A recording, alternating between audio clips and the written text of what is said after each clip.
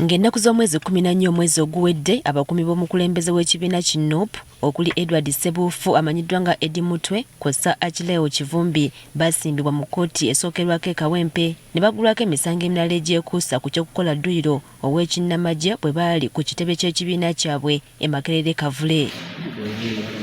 Abavunaanwa emisango baajeegaana bw'atyo omulamuzi n'abasindika ku alimanda mu kkomera e Luzira.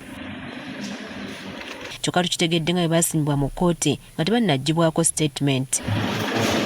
Olwaleero bannakibiina ki NUP nga bakulembeddwamu Samuel Muyizi bayitiddwa bukubirire mu kkomera e Luzira okusobozesa poliisi okuggya statement ku Kivumbi ne Eddie Mutwe. Tugenza okutuuka wano nga bakatutema nti nno ensonga ezibaleese kekukola statement nga bazijja ku Eddie Ssebuufu n'Achileo Kivumbi.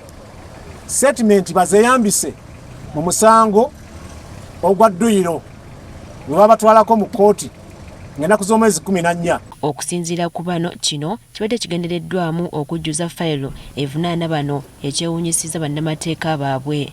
Poliisi kyetulaze nti bagenda obatwala mu kkooti nga tebalina na fayiro kuba ekikola fayiro ziba statement zaki za poliisi kati tebalina statements ze baali bajje ku bantu bano tetumanyi ngeri gye beesangamu mu kkooti nabo kati bagezaako kufuna statement nga twamala dda ogenda mu kkooti n'omuntu yamala dda okumubuuza omusango oba agumanyi oba nedda.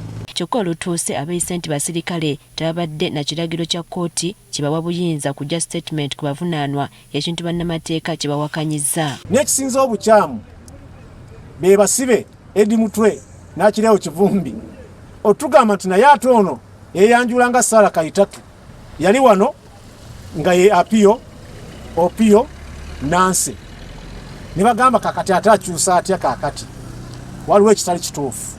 Naffe tulabidde nti waliwo ekitali kituufu era nitubabuuza nti mwajjanga Apio Nancy oba nedda. Ne tugamba ogenda mu maaso okumanya nti gwe Opio Nancy twetaaga ID yo era twetaaga ne order ya kkooti ekukkiriza okubeera wano nga ID tebazitulaga nga tebakambwe nnyo. Batubuulidde ng'abavunaanwa bwe bakyali mu bulumi oluvannyuma lw'ekitongole ky'amakomera okulemererwa okubawa obujjanjabi. Eddie Mutwe atunnyonnyodde n'atugamba nti ebbanga lyonna ly'amaze mu kkomera ne wano mu upper prison e Luzira waali taweebwangako obujjanjabi wadde n'akatono.